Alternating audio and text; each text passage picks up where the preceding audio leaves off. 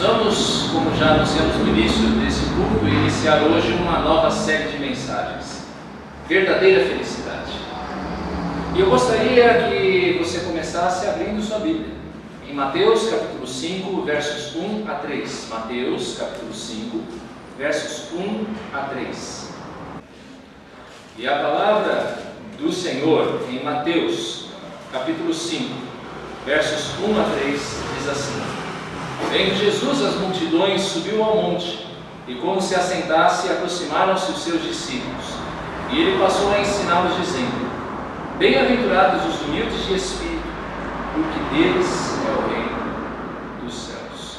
Bem-aventurados os humildes de espírito, porque deles é o reino dos céus. Vamos orar? Concede, Senhor, instrução na Tua palavra. Que através dela, Senhor, nós possamos alcançar e conhecer a verdadeira felicidade. Em nome do Senhor Jesus. Amém. Algumas definições de felicidade, já que a nossa série de mensagens chama verdadeira felicidade. Felicidade no dicionário consta como a qualidade ou o estado de feliz. O estado de uma consciência plenamente satisfeita. Satisfação, contentamento, bem-estar. Tudo isso o dicionário define como felicidade. Mas eu encontrei algumas definições também da cultura a respeito do que seja felicidade. Retirado do filme A Procura da Felicidade, uma frase que diz: Nunca deixe ninguém dizer que você não pode fazer alguma coisa. Se você tem um sonho, tem que correr atrás dele. As pessoas não conseguem vencer e dizem que você também não vai vencer. Se quer alguma coisa, corra atrás. Ou seja, a felicidade é associada ao sucesso, a você encontrar aquilo que você busca. Da cantora Katy Perry: Não se importe com o que vão pensar de você. Faça o que você quiser e procure apenas a sua felicidade. Uma definição bastante egoísta, mas que associa a felicidade é você fazer aquilo que você deseja. Do escritor russo Leon Tolstói, a verdadeira felicidade está na própria casa, entre as alegrias da família. Uma definição que talvez muitos de nós assinaríamos embaixo. Você estar na família é algo que traz felicidade. E as pessoas buscam felicidade nos mais diversos lugares. Algumas pessoas vão buscar felicidade nas posses, nos bens materiais, num carro melhor, numa casa grande. Outras pessoas vão buscar felicidade nos prazeres, no sexo, nas drogas. Outras vão buscar a felicidade no poder. Elas somente vão se sentir felizes quando elas alcançarem uma posição de destaque, onde elas possam mandar em alguém, onde elas possam ser notadas. O filósofo grego Aristóteles, mestre de Alexandre o Grande, ele, no seu livro A Ética a Nicômaco, ele definiu que o segredo da felicidade é a verdadeira virtude. Ou seja, o homem que é feliz, o homem que quer ser feliz, ele tem de buscar as melhores virtudes, ele tem de buscar o bem. É uma definição bastante interessante e um conceito muito próximo àquele que Jesus ele aborda nas bem-aventuranças. Jesus aqui ele está iniciando uma das passagens mais conhecidas do Evangelho, que é o Sermão do Monte. Uma mensagem que é admirada até mesmo por aqueles que não creem em Jesus como seu Salvador. As pessoas admiram a ética do Sermão do Monte.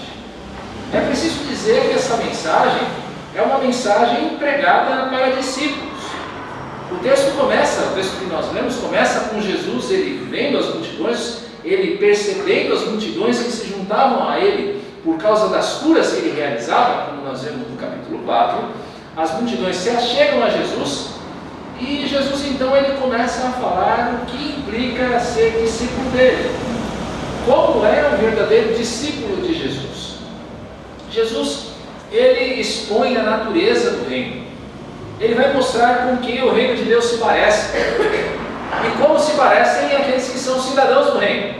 Aqueles que fazem parte desse reino, eles devem ser assim, assado. É importante dizer que o sermão do reino, ao contrário do que muita gente pensa, não é o que os os cristãos devem ser, não é o que você deve fazer para ser parte do reino, é o que você já é pela graça, é o que aquele que tem a Jesus como Salvador é, simplesmente porque ele recebeu uma nova natureza. No Sermão do Monte nós vamos perceber que os cidadãos do reino, aqueles que são discípulos de Jesus, eles vivem em dependência do seu Senhor, em dependência. Eles vivem com confiança que Deus irá cuidar deles. Eles vivem de uma maneira coerente com aquilo que eles afirmam crer. É isso que é ser cidadão do reino. Se você quer encontrar um cidadão do reino dos céus, ele vai reunir essas características. O que nós vemos nessa passagem aqui, em todo o Sermão do Monte, é um rei. É um rei falando com toda a autoridade. No final do Sermão do Monte vai dizer que as pessoas que ouviam Jesus falar, elas ficaram espantadas porque ele falava como alguém que tem autoridade. E assim é Jesus. Aqui falando, ele se assenta como um rei, então ele começa a trazer as suas ordens, ele começa a falar aos seus súditos. Jesus aqui é o professor por excelência, trazendo a melhor lição que se pode receber. Se você quer encontrar sabedoria, olhe para Jesus, ouça o que ele diz nesse Sermão do Monte. Há muita sabedoria envolvida aqui. De maneira específica, nesta série de mensagens, A Verdadeira Felicidade, nós vamos tratar de um trecho bem conhecido do Sermão do Monte, que são as bem-aventuranças. Bem-aventurado vem de uma palavra grega, você não precisa decorar isso, é apenas uma curiosidade, Macarius. E Macarius, entre outras traduções possíveis, pode ser entendido como feliz. Ou seja, feliz é aquele que, e aí vem o complemento, feliz. Por isso nós estamos baseando essa série sobre a verdadeira felicidade aqui nessas bem-aventuranças, chamando você a ver que a verdadeira felicidade é aquela que Jesus expõe. Eu quero mostrar para você o que é a verdadeira felicidade a partir de Jesus. Bem-aventurado é aquele que prova da bênção de Deus. Também essa é uma tradução de Macarius, abençoados. Nós somos abençoados por Deus e por isso nós somos felizes. E por causa da bênção de Deus nós temos a única felicidade perene e duradoura. A felicidade que o mundo traz, ela passa. São momentos felizes, mas eles passam. Mas a felicidade que a bênção de Deus traz, nada pode apagar. É uma felicidade duradoura. Eu quero mostrar para você a felicidade, então, segundo Jesus. E nessa primeira bem-aventurança, eu quero mostrar para você a porta de entrada da verdadeira felicidade. É a porta de entrada da verdadeira felicidade. É você saber-se dependente de Deus. Quando você reconhece que você depende do Senhor, você está entrando num caminho para a verdadeira felicidade. Por isso, o meu tema hoje é tudo de que você realmente necessita para ser plenamente feliz. Tudo de que você e eu necessitamos para sermos realmente felizes. E a primeira coisa que você precisa saber para você ser realmente e plenamente feliz é saber que você não possui nada. Saber que você não possui nada. A nossa tradução aqui, se você usa a revista atualizada, a edição revista atualizada da Bíblia, ela diz: bem-aventurados os humildes de espírito. Se a sua tradução é a revista corrigida, ela já traduz essa expressão humildes de espírito de uma maneira muito mais exata em relação ao original. Bem-aventurados os pobres de espírito. Bem-aventurados os pobres de espírito. E eu vou preferir essa tradução. Eu vou mostrar por quê. Pobreza, biblicamente falando, e até não biblicamente, a pobreza tem a ver com escassez. Tem a ver com o estado de você ter recursos escassos e de você depender do favor de alguém. Você estar num estado de dependência da ajuda de alguém. Nós não estamos aqui falando como algumas pessoas costumam falar quando pregam nesse texto apenas de pobreza material. Até porque existe muita gente pobre que é tremendamente arrogante. Eu já conheci muita gente num estado de pobreza, mas que tinha um coração tremendamente arrogante, tremendamente orgulhoso, soberbo. Eu estou falando aqui da pobreza de espírito. Pobreza de espírito. Mas o que é a pobreza de espírito? É o reconhecimento de que eu e você, por natureza, nós somos espiritualmente faltos. De que nós somos necessitados espiritualmente. De que em nós existe falta de alguma coisa no nosso espírito. É o reconhecimento de que, até lembrando da última série de mensagens, é o reconhecimento de que nós somos pó. Eu e você, nós não passamos de pó. O reconhecimento de que eu e você, nós não temos nada, absolutamente nada, a oferecer a Deus de nós mesmos. Preste bem atenção nisso. Você não tem nada de si mesmo a oferecer a Deus. Nada. Tudo que eu tenho, tudo que eu sou, tudo que eu vou me tornar pela graça de Deus, vem dele. Aquilo que eu ofereço aqui no meu momento de dízimo e oferta, vem do Senhor. A minha obediência à vontade de Deus vem dele. Tudo vem do Senhor. Eu não tenho nada a oferecer. E é isso que significa pobreza de espírito. Eu não tenho nada. A Bíblia, ela está recheada de exemplos bíblicos de pessoas que conheceram esse seu estado de dependência.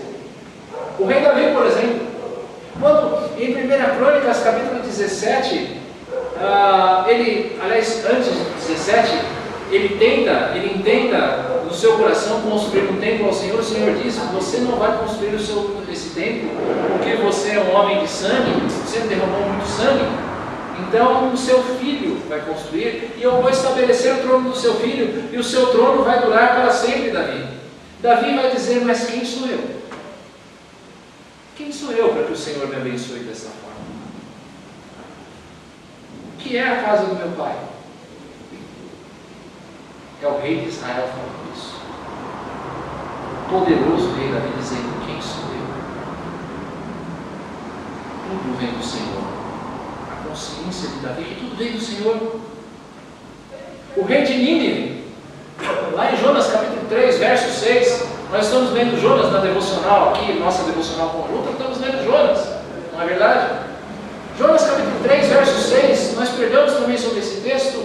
Chega a mensagem de que Nínive vai ser julgado pelos seus pecados, e o rei de Nínive, o homem mais poderoso de sua época, ele se veste de pano de saco, ele desce do seu trono, reconhecendo que ele era um homem pecador, e de que ele necessitava do perdão de Deus. Um rei. Nós vemos o apóstolo Paulo. O apóstolo Paulo, o maior missionário que já existiu na história da igreja. O homem que estendeu as fronteiras do Evangelho até os confins da terra do seu tempo. Mas esse homem, quando olha para o seu próprio pecado, ele diz: desventurado homem que eu sou. Eu tento fazer o bem e não consigo. E o mal que eu quero fazer, esse eu faço. Mas graças a Deus por Jesus Cristo, pelo dom de Jesus Cristo. Ele sabe que ele não tem nada e que ele precisa de Deus. Amados, não é possível entrar num relacionamento com Deus com um espírito arrogante. Eu digo isso a você que está aqui, digo isso a você que nos assiste de casa. Não dá para você entrar num relacionamento com Deus com um coração arrogante. O orgulhoso, e coloco entre aspas essa expressão, ele não necessita do Senhor.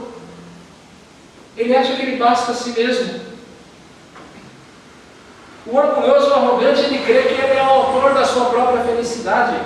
Lembram-se da frase lá da procura da sua felicidade? Da felicidade? Que nós citamos no início da mensagem? O orgulhoso acha que ele é o autor da sua própria felicidade. de Daniel falando a respeito do rei Nabucodonosor. Quando esse rei, ele acorda numa manhã provavelmente de sol na Babilônia, um tempo bonito, o céu azul, ele toma um bom café da manhã. Aí são palavras minhas, não da Bíblia. Toma aquele café da manhã forte, com fruta, leite, né? Então ele vai para a sacada do palácio e ele diz: olha que beleza de cidade que eu construí. Olha esse jardim suspensos. Olha que maravilha, quanta riqueza. E tudo fui eu que fiz. Vem uma voz e diz: teu reino passa hoje. Então Nabucodonosor entra num estado de loucura e fica um ano andando com as feras.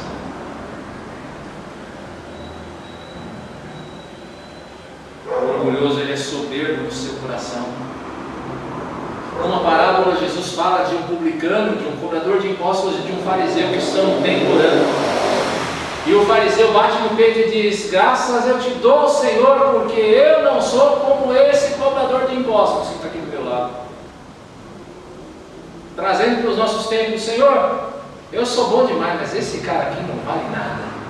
E eu te agradeço porque eu sou bom. E esse aqui, ó, esse cara aqui não vale nem a bataca.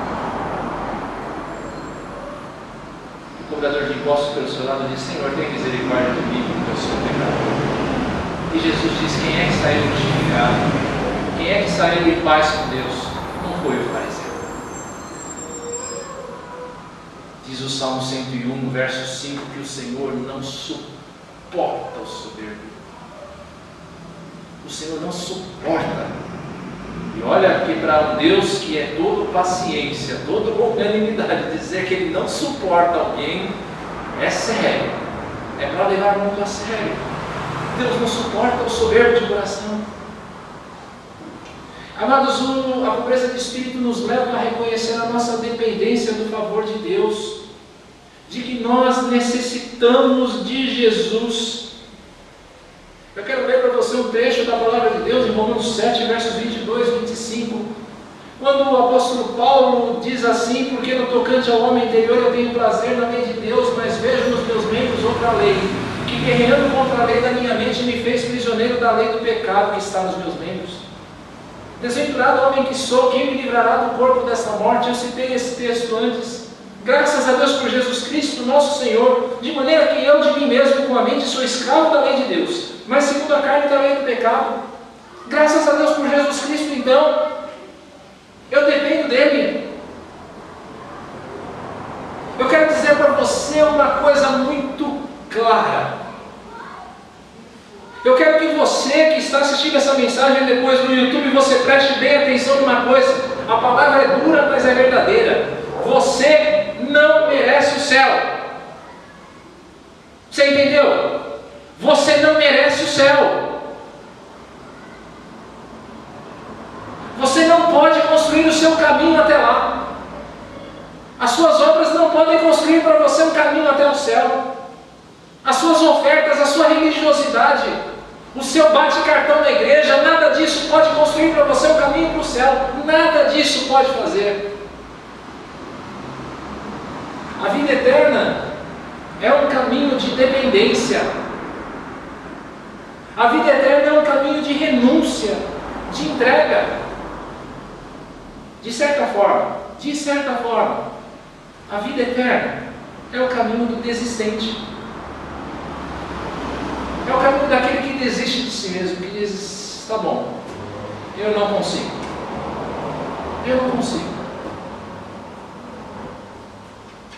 Amado, Jesus não veio para os sãos, para aqueles que acham que são sadios. Quem está sadio não vai no médico. Quem acha que está são não vai no médico. Jesus veio para aqueles que sabem que estão doentes.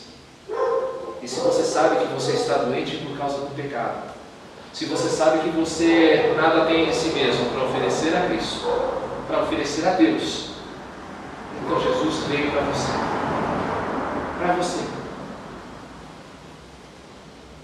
Algumas virtudes fluem dessa atitude humilde de coração.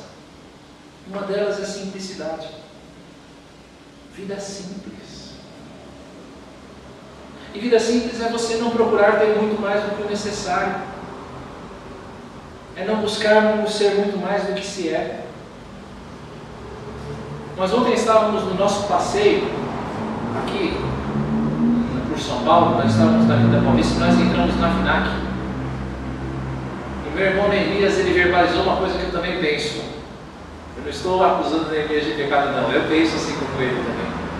A gente entra, né? Principalmente nós que somos homens, entramos nessas lojas de eletrônicos e ele disse para mim, pastor, eu queria ter muito dinheiro para comprar essas coisas. Eu também gostaria. As televisões gigantes, mas aí você para pensar, tá bom, aí você compra uma televisão de 4K. Eu me lembro quando eu me casei, eu comprei uma televisão de 32 polegadas e eu falei, opa, que maravilha, eu tenho uma televisão de 32 polegadas. Mas aí depois de um tempo eu já não estava mais satisfeito com uma de 32 polegadas, eu queria uma de 40 de LED. E aí então Deus me deu a bênção e eu comprei uma televisão de 40 polegadas, que é aquela que está lá em casa, mas agora eu já quero uma de 60 polegadas de 4K.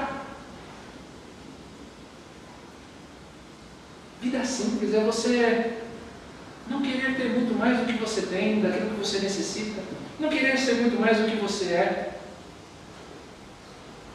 João da Cruz, um homem de Deus da Idade Média, ele escreveu assim: Deus odeia ver homens prontos a aceitar honrarias, mesmo quando é sua vontade, a vontade de Deus que eles as aceitem. Mas não é a vontade de Deus que eles os façam de modo tão ansioso, de modo tão pronto. Você entende essa frase? Deus não deseja, Deus não se agrada de homens que estão desejosos de serem honrados o tempo todo.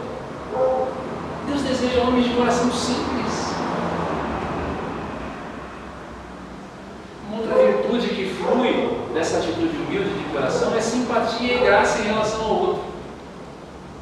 Porque eu sabendo que o meu irmão presbítero Luiz, ele é tão pecador quanto eu sou, eu sabendo que eu sou pecador, eu posso olhar para os pecados dele com muito mais simpatia, sem acusá-lo, sem eu apontar o dedo para ele e dizer, olha, esse cara aqui não vale nada.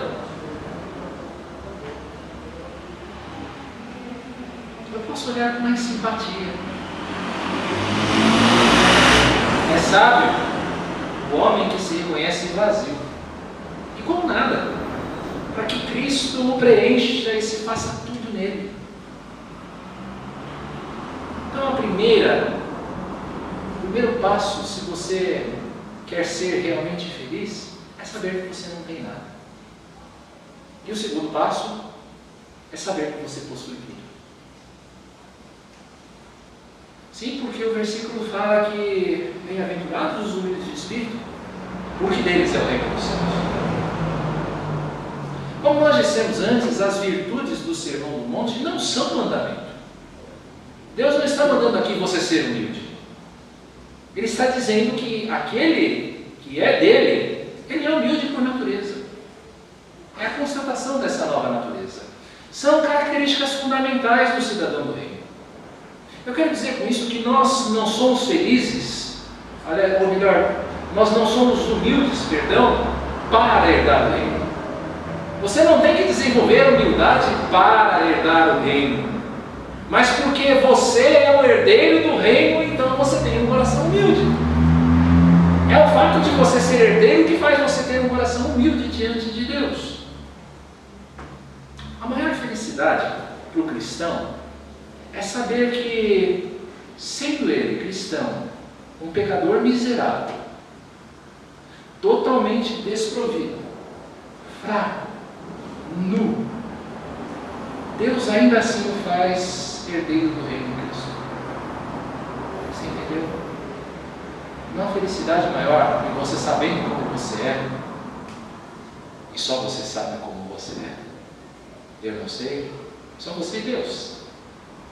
Você saber que, apesar de você ser como você é, Deus faz de você um herdeiro do reino. Isso é felicidade pura. Pense na grandeza da graça que foi dada a você. Antes você era inimigo e rebelde. pronto para a destruição. Mas Deus fez de você filho e cordeiro com Cristo. Filho e cordeiro, você que era rebelde. Pense na graça. Pense na graça que torna você, e é isso que Jesus diz em Mateus 11:25, na graça que torna você um homem mais sábio, uma mulher mais sábia do que qualquer homem instruído. Pense no sábio segundo a segundo. Pense no cientista mais inteligente que você consegue colocar na sua cabeça. Você é mais sábio do que ele. Sabe por quê? Porque Deus te faz assim. Ele te revela os segredos do reino. Pela graça de Cristo, Efésios 2:6, Deus fez você se assentar no trono celestial. E aqui eu quero chamar a atenção para você, de todas essas coisas que eu acabei de falar, todos esses verbos, Deus faz, Deus faz, Deus faz, todos esses verbos estão no presente, todos. Isso para dizer que não é o que você vai receber se você obedecer. Olha, se você obedecer essas palavras, se você fazer isso ou aquilo, durante uns 5 ou 6 anos, Deus vai fazer de você cordeiro, sentar você no trono, Deus vai fazer você destruído. Não, não, não. Deus já fez. Esse verbo está no presente. Ele faz de você essas coisas todos os dias. Nós somos a prova viva de que Deus derruba os soberbos, mas dá graça aos humildes. Deus derruba os soberbos, mas dá graça aos humildes. Deus exalta aqueles que se humilham. Aqueles que sabem que nada têm, Deus os exalta. O padrão que se repete nas Escrituras.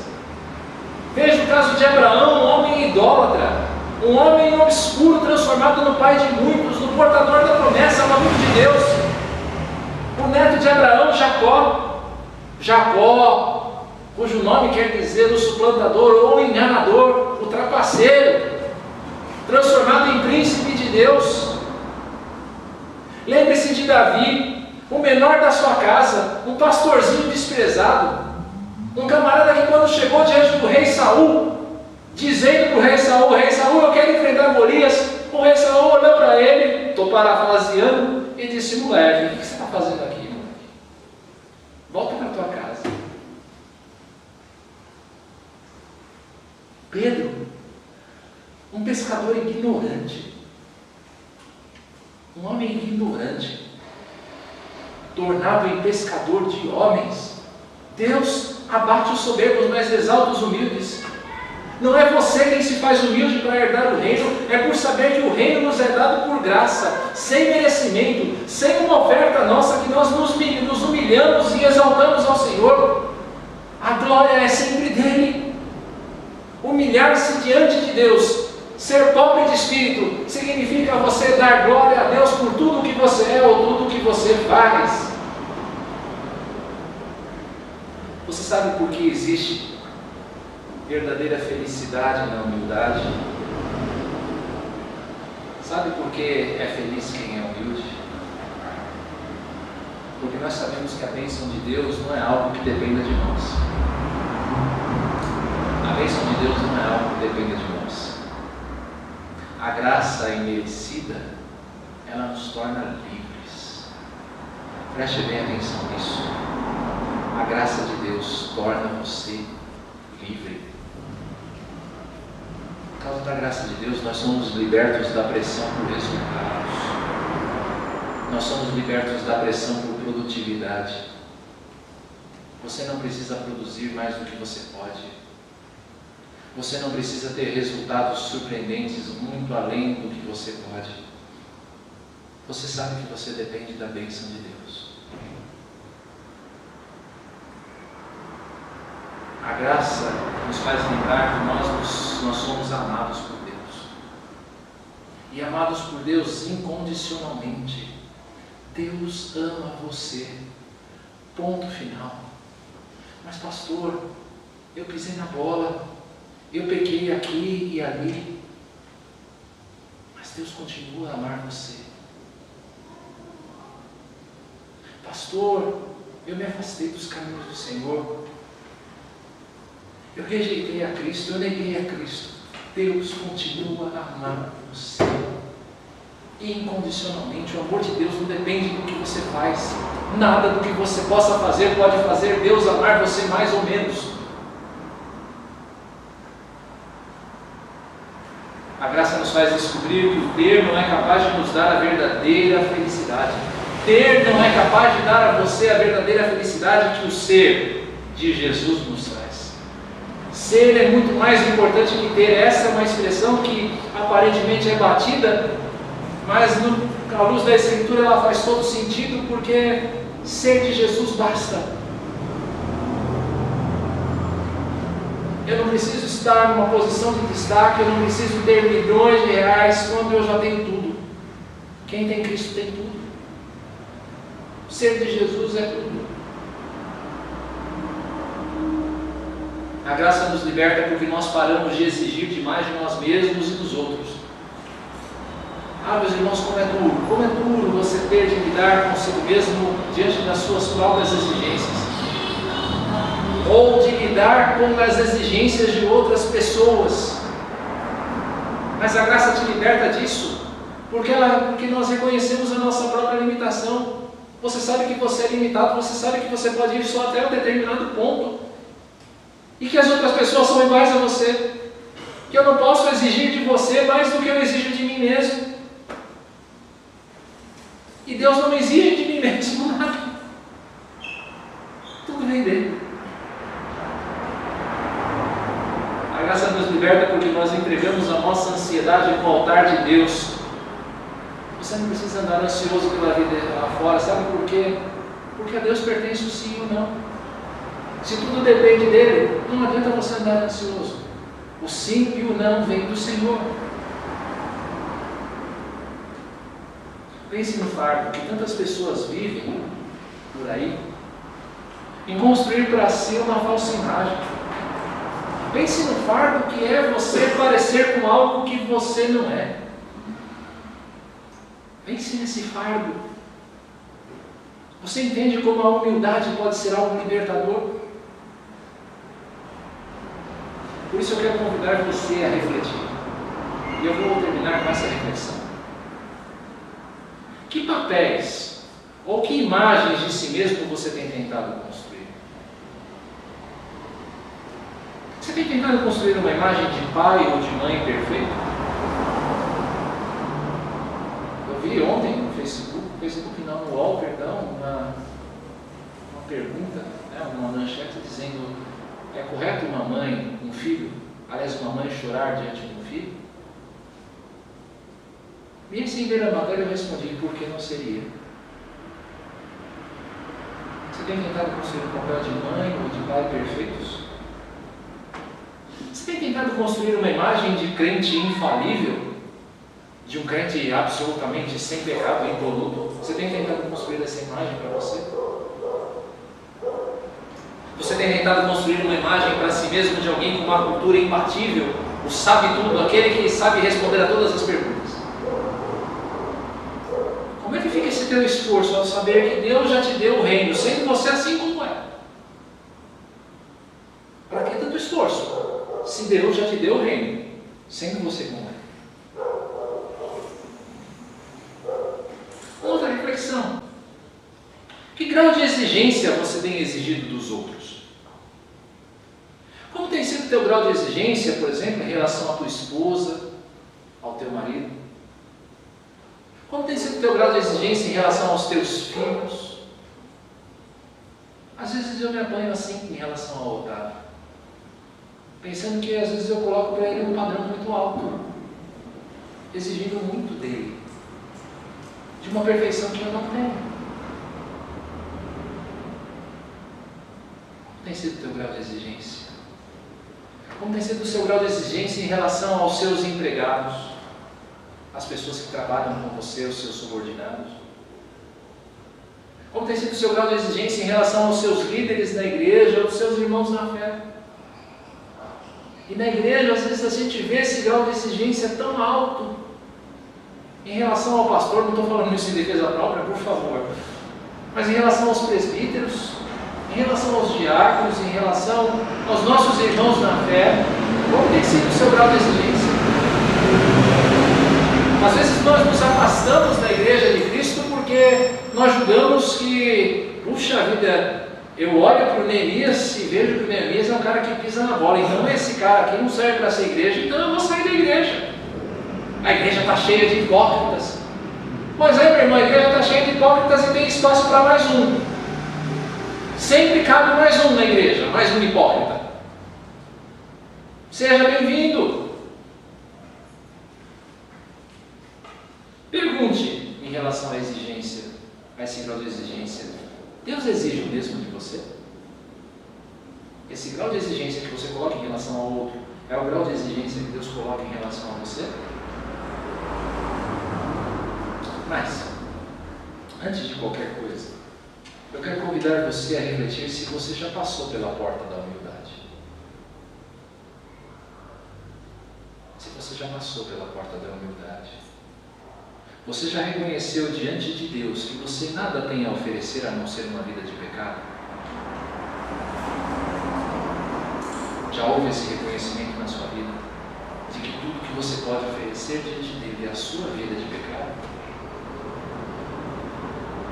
Que você não tem nenhum mérito que te compre o céu? Você já reconheceu isso diante de Deus? De que você precisa da riqueza de Cristo para suprir a tua pobreza espiritual? Já reconheceu isso diante de Deus? Você já se fez pobre de espírito diante do Senhor? Eu quero convidar você a orar. Mas eu quero convidar você a orar cantando. Que você cante então a suprema necessidade daquele que deseja provar a verdadeira felicidade.